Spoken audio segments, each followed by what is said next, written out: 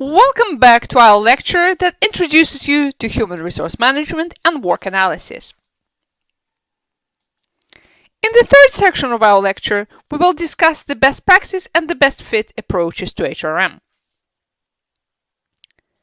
In the previous section of this lecture, we have identified a number of high-performance work practices, that is, HRM practices that positively contribute to organizational performance. And it is certainly true that certain HRM practices work much better than others. For example, some selection methods work better than others. A structured interview, for example, is a much better predictor of future work performance than a graphology test. In case you don't know what a graphology is, it's the test that analyzes a person's handwriting. It would therefore be tempting to think that these practices provide a magic bullet, a holy grail, a recipe for instant success. Some researchers and practitioners indeed think that some HRM practices are best in any situation, and that adopting them will lead to superior organizational performance no matter what. This point of view is called the best practice approach. A contrasting view is called the best fit approach. This approach suggests that in order for HRM practices to be successful, they need to be congruent with the circumstances of the organization. There are several different versions of this approach, known as contingency, contextual, and integrative. They differ in terms of which particular circumstance or circumstances they emphasize as important. We will discuss these different circumstances in a minute. Note also that both the best practice and the best fit approaches and the variations on the best fit approach are discussed in detail in your online unit. So now, but I've said that these two are contrasting views, yes, best practice and best fit. And the two views are often portrayed not just as contrasting, but as contradictory. However, if you think about it carefully, you will find a certain complementarity between the two.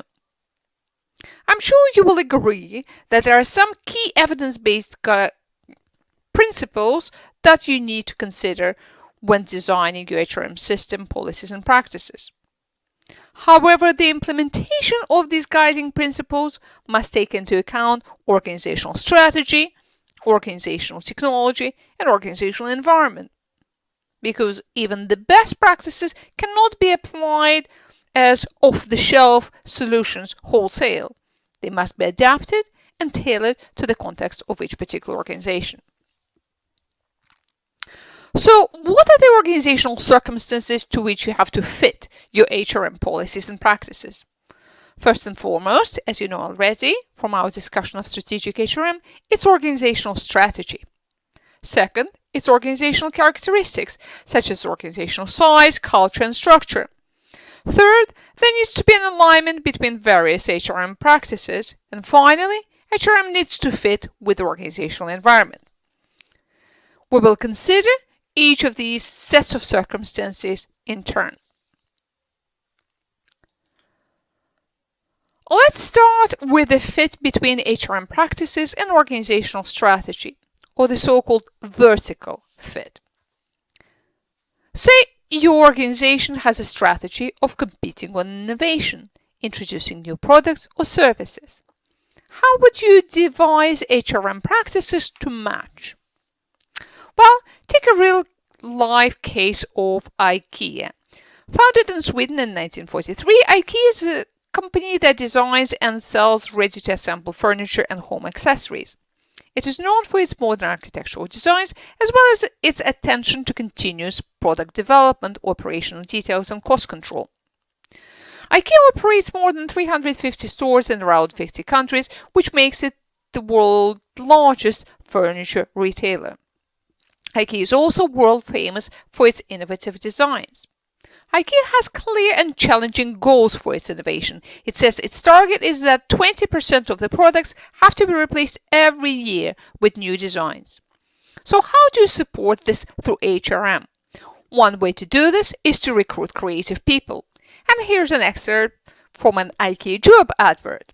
which explicitly targets just these kinds of individuals, and it does it in a very creative way. That says, we're hiring Y-sayers, people who want to make things better, make things more fun, more clever, people who aren't restricted by convention but challenged by it, people who fit perfectly at IKEA, because it's the why that makes us successful. Well, what else could you do to support innovation? Here's another example, now from India. Researchers Cook and Saini studied 54 Indian companies spread across a range of business areas, including banking, telecoms, IT, consulting, commercial, aerospace, pharmaceuticals, research and development, railway engineering, automotive production, energy, oil, minerals, and shipping. Of the 54 companies, 35 were state-owned, 12 were privately owned, and 7 were Indian foreign joint ventures. What these companies have in common is that they all have an innovation-oriented business strategy.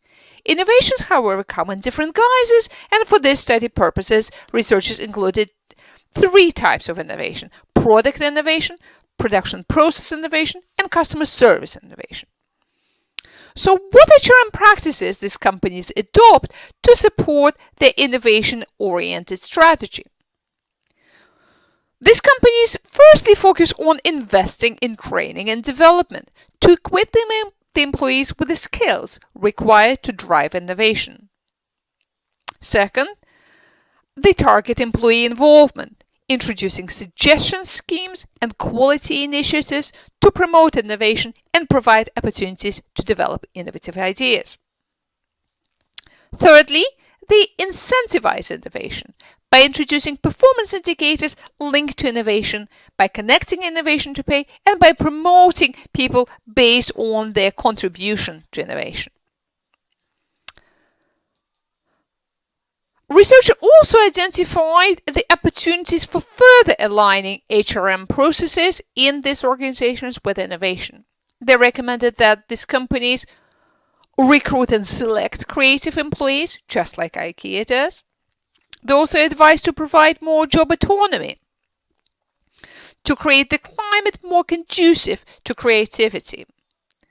They proposed to introduce job rotation and enrichment, allowing employees to gain a wider understanding of different jobs and thus a wider production of service processes, which is crucial for innovation. And finally, they suggested further improvements to reward system, such as providing specific rewards for making suggestions and also providing greater fairness and transparency in allocating rewards so that employees can see a clear link between contribution to innovation and their rewards. Okay, well, so if rather than increasing innovation, you want to do something different, say reduce the costs, you can tailor your HRM practices accordingly. What can HRM do to help contain the costs? Well, you need, of course, to look at the cost structure. One of the most costly items is employee turnover. One American consultancy has come up with the following calculations. First, take a large company. 10,000 employees seems like a reasonable number. Let's assume a common breakdown of the staff into 70% employees, 20% junior and middle management, and 10% top management. So if we take average salaries based on the US Bureau of Labor Statistics data, a conservative estimate gives us the salaries of 30, 70, and 150,000 for employees, middle and top managers. An average estimate of individual employee turnover is 75% of their annual salary. The cost to replace even a minimum wage employee, when you factor in time lost, training time, interviewing, and advertising and investment, is significant. It goes of course, exponentially when an exhaustive talent search is required. Now, what is the annual employee turnover? Here's the estimates, but you need to take into account that they do vary widely. U.S. Labor Bureau reports, for instance, that the average turnover across industries is 38%. American Psychological Association says that at the very best companies, the turnover is 11%. So let's take this low estimate and let's put it all together now. If you had 10,000 employees at those given annual salaries with a cost to replace at 75% of salary at an 11% turnover rate, your annual loss would be equal to a whopping 41.3 million. And of course, you can try to substitute your company's data into this formula and see what the employee turnover is actually costing you, even before you factor in the intangibles. Of course, in different industries and in different countries, the turnover rates are different, and therefore some organizations take their high turnover rates as given. They say, well, in our industry, it's customary to have high turnover rates. Well, this is just some examples for you to illustrate and perhaps compare to the turnover rates in your company. Well, an industry famous for its extremely high employee turnover is restaurants and particularly fast food outlets. In the US, for example, annual voluntary turnover in the restaurants industry is around 50 to 70%. So many companies just take it as given. And rather than focusing on reducing turnover, they focus on hiring the cheapest labor available. But not every company does that. Here's an example. A fast food chain called Pal's Sudden Service. Pal's has 26 locations in Northeast Tennessee and Southwest Virginia. It sells burgers, hot dogs, chicken sandwiches, fries, and shakes, all standard fast food fare. But the taste and quality in that chain have a well-deserved reputation for excellence. Pal's doesn't offer sit-down service. It's a so-called drive-through restaurant. This means that customers pull up at the window, place their order face-to-face with an employee, pull around to the other side of the facility, take their bag, and drive off. Now, the employee turnover rate at Pal's is only a third of the industry average. But that's not all. Pal's Sudden Service is famous for other remarkable achievements. The speed of service is not just sudden, it's truly lightning. An average of 18 seconds at the drive-up window and an average of 12 seconds at the hand-out window to receive the order. This is 4 times faster than the second fastest restaurant in the country. But Pal's is not just absurdly fast, it's also staggeringly accurate. You can imagine the opportunities for error as cars filled with bickering families or frazzled salespeople zip through in under 20 seconds. But Pal's makes a mistake only once in every 3,600 orders. That's 10 times better than the average fast food joint. A level of excellence that creates unprecedented levels of customer loyalty as well as loud acclaim from management experts. So, how does Pal's manage to be so successful? One element is its selection process. 90% of Pal's employees are part-time and 40% of those are between the ages of 16 and 18. It's a notoriously hard to manage demographic. But Pal's has developed and fine-tuned a screening system to evaluate candidates that helps it to select employees who will be successful and who will also stick around.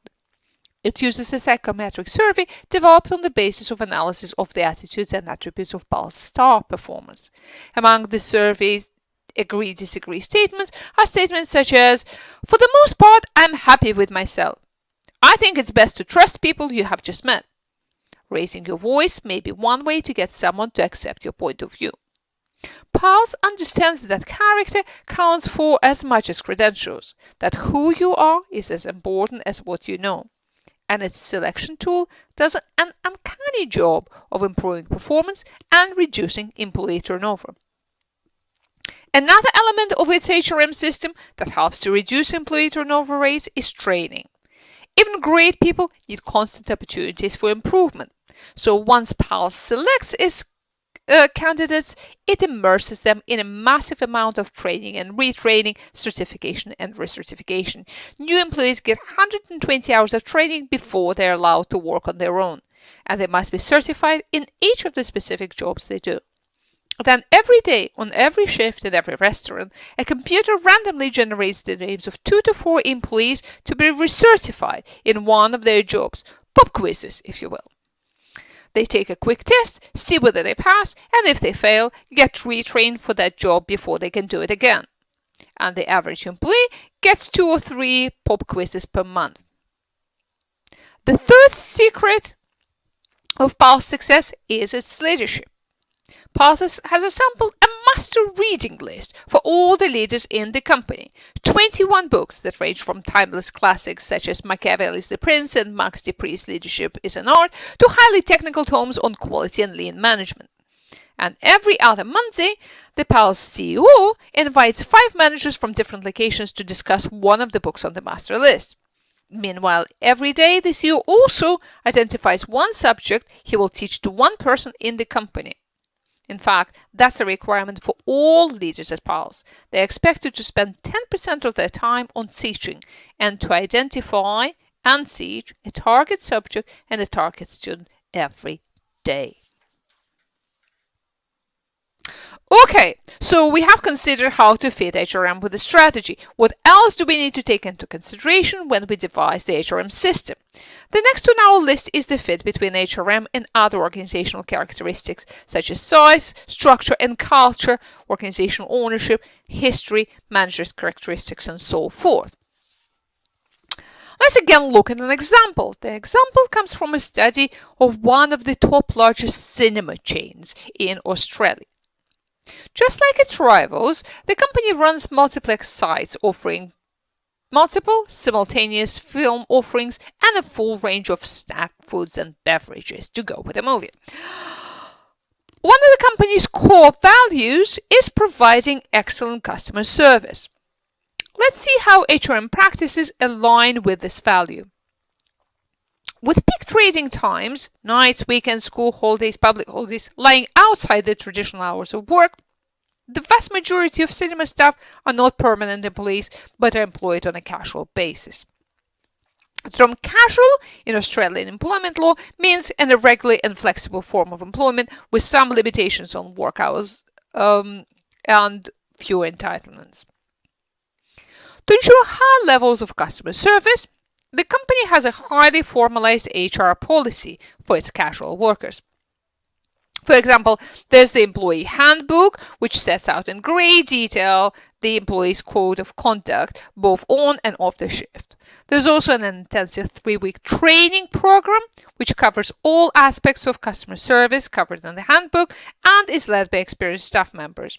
And the training program includes both formal presentations, such as presentations on safety, and practical demonstrations, for example, how to use the ticketing console. There's also a well-developed performance appraisal system. It uses a performance evaluation checklist which lists all the essential steps in an individual service transaction. A friendly greeting, ensuring that the patron meets the conditions of entry, suggestive selling of items, presenting the completed order, receiving payment, thanking the customer, and showing additional interest. So far, so good. And there's a certain degree of fit here between the avowed focus on customer in company's values and the extensive training that develop the customer service skills and performance appraisal that evaluates performance based on the quality of service. However, if you consider this more carefully, if you take a critical approach, you will also see a certain disconnect. On the one hand, the official line is that customer is paramount, and that path to excellent customer service leads to employee empowerment. However, the employee handbook and the training and performance appraisal system all send messages about the importance of compliance with official scripts for dealing with customers, rather than using one's own initiative. So here we have a case of partial fit. In certain respects, we can say that the HRM system and this organization supports organizational values, but in certain respects, it does not. So clear room for improvement here. Next up, the fit across different HRM practices. The key idea here is that all elements of an HRM system need to fit together because they work better as bundles. The fit across HRM practices is often called the horizontal fit, in contrast to the fit with organizational strategy that, as you know now, is often referred to as vertical fit. Consistency across HRM practices, or horizontal fit, increases the consistency in the messages sent to employees and improves the chances that the employees would know what behaviors they expected to exhibit. Now, some combinations of HRM practices have synergistic value or complementarity. Researchers call them powerful combinations. An example of a powerful combination is an HRM system that includes training and leadership skills and recruitment that emphasizes promotion to managerial ranks from within rather than external hiring. Here the message is clear. The organization values its employees and encourages employee development. Other combinations include practices that work in opposite direction and produce negative synergistic effects. These are called deadly combinations. An example of such a deadly combination is an HRM system which incorporates training for teamwork but rewards only individual performance.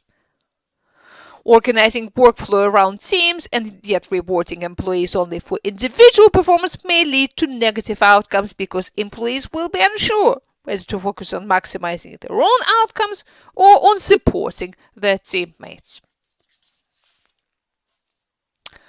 And here's a very interesting example of a fit between two sets of practices: rewards management practices and other organizational and HRM practices. And it comes from a study of 5 large Danish firms. 2 of the firms are active in manufacturing. MAN Diesel produces diesel engines and Oticon produces hearing aids. 2 are active in consulting, mainly related to construction and engineering. And the 5th firm provides consultancy services in information technology. All firms are quite large, from 1,000 to 6,000 employees.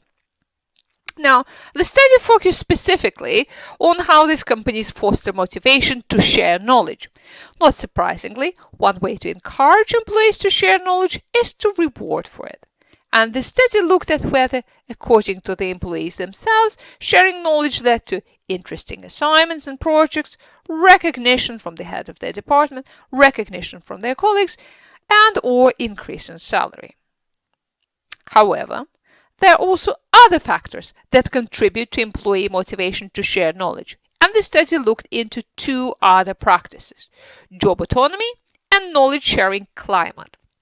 Job autonomy was assessed by asking the employees whether their current job provided the freedom to carry out the job the way they want to, whether it afforded the opportunity for independent initiative, and whether the job had enough scope for variety.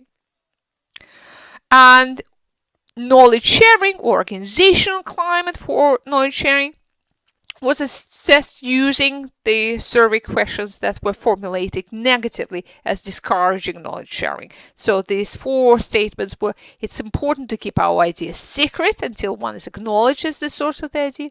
Knowledge sharing reduces the incentive for others to create new knowledge. Time spent on knowledge sharing could be spent on more important activities, and sharing knowledge is risky because others may misinterpret the shared knowledge.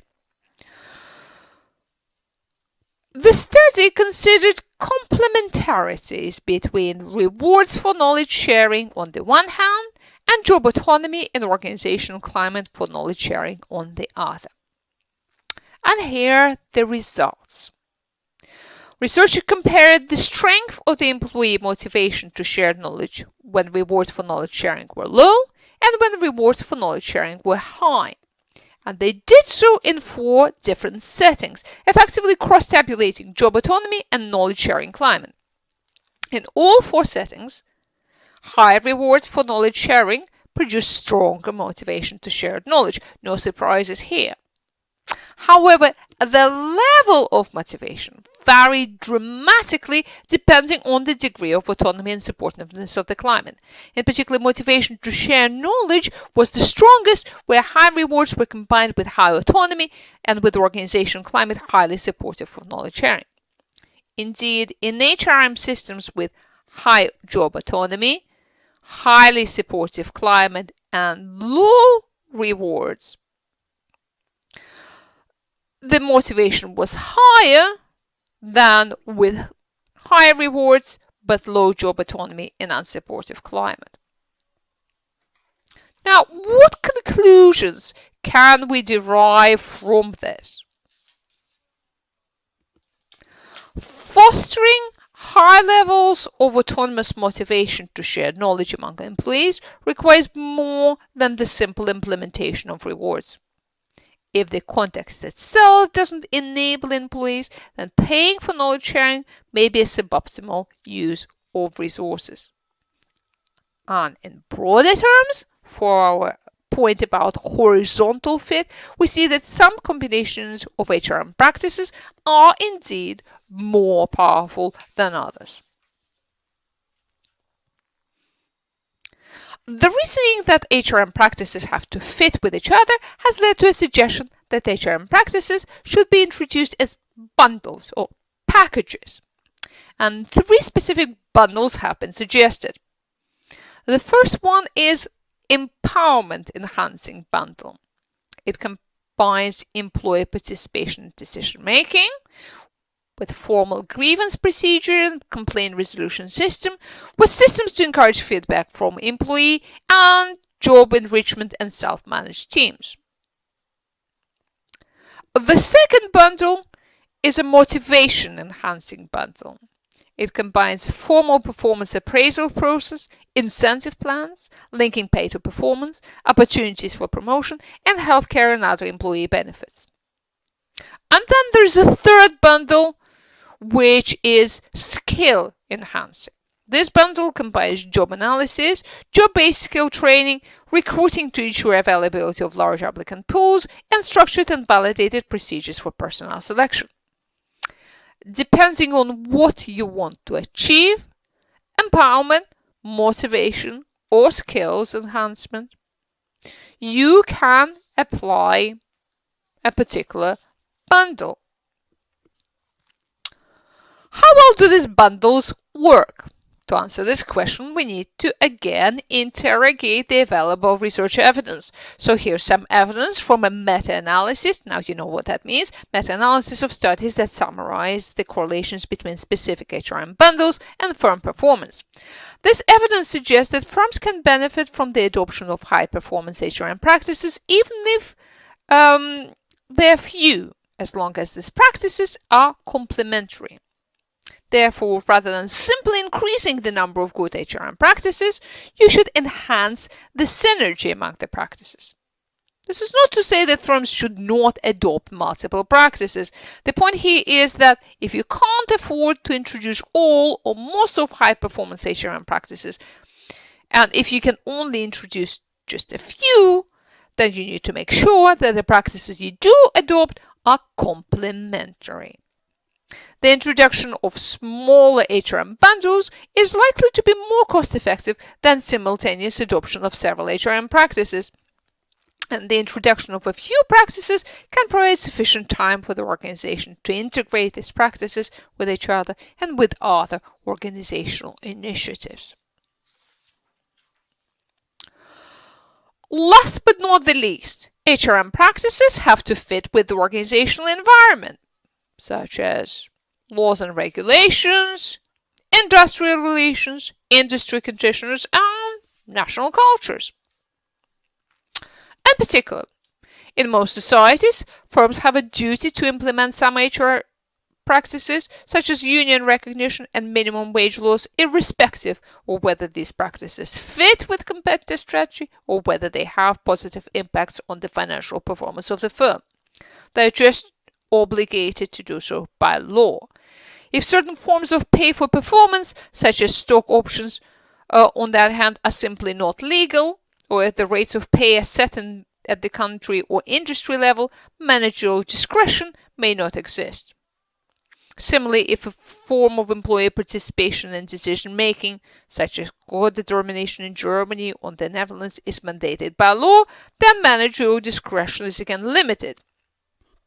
So for employees wishing to implement certain high-performance work practices, where managerial discretion is constrained, it may be necessary to invest substantial resources, time, and money to challenge legal restrictions to gain regulatory approval, and even then success is not assured. Employers' flexibility is also constrained by the unions and other aspects of labor relations. Furthermore, what is highly performing depends heavily on the economics of the particular business model, and the viability of particular HR practices depend on how much investment per employee is economically viable in a particular industry and organization. So it would be unwise to generalize about HR practices from, say, professional services, which have high pay and HR investment levels, onto standardized services, which have much lower average pay and HR investment levels.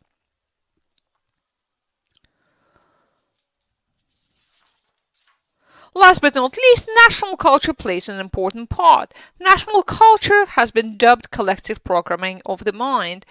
National culture is a central organizing principle of employees' understanding of work and how they expect to be treated by the employers, managers, and co-workers. So HRM and management practices more generally need to be congruent with employee expectations. Now, how do we describe national cultures? The most widely used model of national cultures is based on the work of Geert Hofstede. This model identifies 6 dimensions that allow us to categorize a national culture. These dimensions are power distance, individualism, masculinity, femininity, uncertainty avoidance, long-term orientation, and indulgence. We will discuss this in much greater detail later on in this module, and I'm not going to present all dimensions of this module to you here today. But I will pick up on one just to show how it's relevant in the HRM context. And the dimension I want to look at is individualism. Individualism reflects the degree of interdependence between the members of a society. It has to do with how people define their self-image. Do they do it in terms of I, first person singular, or in terms of we, first person plural? In individualist societies, people are supposed to look after themselves and their direct family only. In collectivist societies, people belong to groups that take care of them in exchange for their loyalty. I have compiled on this slide the scores on the individualism dimension for some of the countries represented in your cohort. The lower the score, the less individualist and the more collectivist is the society. So Ghana, Saudi Arabia, and the United Arab Emirates, with the scores of 15, 25, and 25 respectively, are considered collectivist society. This is manifested in a close, long-term commitment to a group, be it a family, extended family, local community, or extended relationships. Loyalty in a collectivist culture is paramount and overrides most other social rules and regulations. The collectivist society fosters strong relationships where everyone takes responsibility for fellow members of their group. In collectivist societies, offense leads to shame and loss of faith. Employer relationships are perceived in moral terms, like a family link. Hiring and promotion decisions take account of the employees in group, and management is the management of groups. In contrast, with a score of 89, the UK is among the highest of the individualist scores, beaten only by some of the Commonwealth countries it spawned, Australia and the USA. The British are highly individualist and private people. Children are taught from an early age to think for themselves and to find out what their unique purpose in life is and how they uniquely can contribute to society. The route to happiness is through personal fulfillment. Okay, how does this impact HRM? In countries high in collectivism, focus on the collective improves the potential for using teams and other participation in decision practices. However, in collectivist cultures, there's also a norm of protecting reputations and avoiding social anxiety, which may cause unease with practices that recognize and differentiate employees on the basis of individual performance, such as their performance appraisal and pay for performance. Selection and training development decisions in such societies may give less weight to ability and performance and more weight to personal connections and social obligations. Now, in contrast, in cultures high on individualism, there is a stronger focus on rationality, which translates into greater weight given in decisions to individual differences in ability, skills, and performance. So in countries high on individualism, training and development and selective hiring would be more effective than in collectivist countries because there is a greater acceptance of allocating opportunities based on individual ability and performance rather than on the basis of group affiliation and status.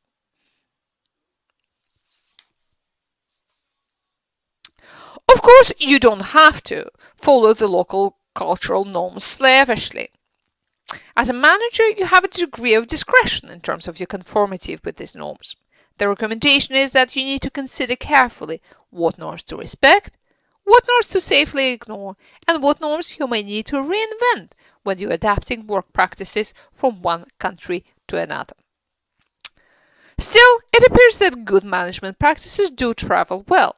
Let's take a look at a study of banks in Ghana because we have a number of students working in the financial sector and we have students from Ghana. Unfortunately, studies in OB and HRM covering either Africa or Middle East by either local native or other country researchers are still quite rare, so I'm very pleased that I can present this study to you to illustrate the point. However, before we proceed, an important caveat. We talk about correlations between HRM practices and organizational performance, but the causal path is not very straightforward. The causality doesn't shoot directly from introducing a formal HR practice on the books to having a whole company experience a certain performance. The path is more thorny. What the company says HR practice is doesn't always mean that the HR practice is actually operating. A lot of slippage and subterfuge can occur in HRM along with intelligent adaptation to circumstances on the ground. There are many examples of line manager reinterpretation of HR practices, either to make them more workable in a specific work context or, in a more negative way, for own personal and political ends. What the actual practice is and what employees perceive is not the same.